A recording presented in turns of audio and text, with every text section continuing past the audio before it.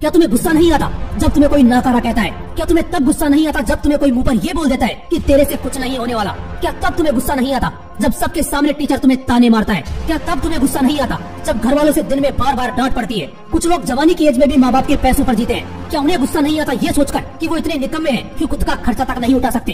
क्या तुम्हें तब गुस्सा नहीं आता जब तुम्हारे घर में पैसों की किल्लत होती है? आता है ना, बहुत गुस्सा आता है। क्या करते हो फिर तुम? अगर किसी ने कुछ गलत बोल दिया तो बस उससे झगड़ा कर लेते हो। माँ बाप ने डांट दिया तो घर छोड़कर चले जाने का सोच लेते हो। जिंदगी ने पछाड़ दिया तो भगवान को दोष देते हो, किस्मत को दोष देते हो। इन सब में तुम सबको गलत ही ठहराते हो। पर क्या एक बार भी खुद के अंदर झांक कर देखते हो? खुद के अंदर झांक कर देखोगे तो पता चलेगा कि सबसे बड़े दोषी तो तुम खुद हो। हर चीज के, हर हालात के, हर गलती के जिम्मेदार तुम हो। अरे बनोगे तो खुद के लिए और बिगड़ोगे तो खुद के लिए।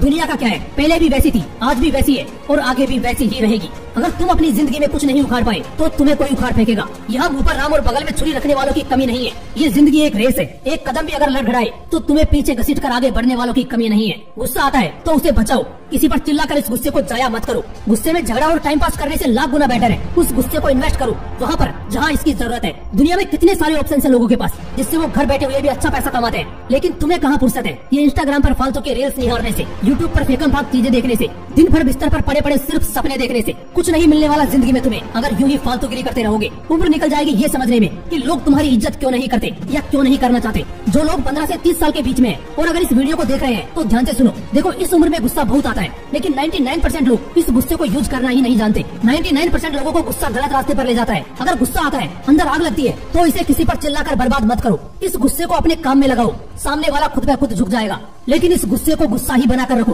गुस्से में आकर उटपटांग हरकतें मत करो। अजीबो गरीब ख्याल मत पालो। अगर कोई ये कहता है कि तेरे से नहीं हो पाएगा तो उस वक्त उस पर मत चिल्लाओ, क्योंकि ये वक्त नहीं है इस कम वक्त से बहस करने का। गुस्से को जाया मत करो, उसे अपनी मेहनत में लगाओ। कामयाबी खुद तुम्हारा शोर मचाएगी। ट्रोलर को जवाब मत दो, काम में परफेक्शन लाओ, बंदा खुद ब खुद जल जाएगा। अगर गुस्से को इम्प्लीमेंट करना सीख गए तो समझो आधी परेशानियां निपट गई। एक किस्सा सुनाता हूँ आपको जो शायद आपने जरूर सुना होगा, और अगर नहीं सुना तो ध्यान से सुनना। आप रतन टाटा जी को तो जरूर जानते होंगे। 1998 में अपनी कंपनी में हुए नुकसान को झेलते हुए रतन टाटा जी पहुंच गए अमेरिका, बिल फोर्ड के पास, दिल पर पत्थर रखकर खुद की कंपनी बेचने के लिए। लेकिन बिल फोर्ड निकला ताने कसने वाला। पहले तो रतन टाटा को उसने काफी देर बाहर बैठा कर रखा। जब रतन टाटा केबिन में गए और बिल फोर्ड से अपनी कंपनी खरीदने की रिक्वेस्ट की तो उसने कहा, ये कंपनी खरीद कर मैं तुम पर एहसान कर रहा हूँ। बिल फोर्ड के इस व्यवहार से रतन टाटा को बहुत गुस्सा आया, लेकिन वो बिना कुछ कहे और बिना अपनी कंपनी को बेचे वापस इंडिया आ गए और इतनी मेहनत की कि 2008 में ठीक 10 साल बाद ये कहानी वापस दोहराई गई। बस फर्क सिर्फ इतना था कि इस बार कैरेक्टर अलग था। इस बार खुद बिल फोर्ड अपनी कंपनी में घाटा होने की वजह से इंडिया आए और बिल फोर्ड ने अपनी उसी जबान से कहा,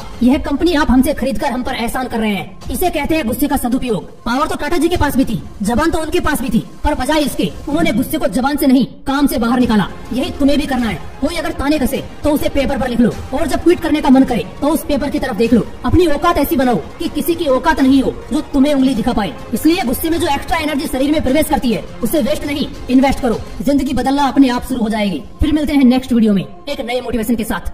जय हिंद, वंदे मातरम।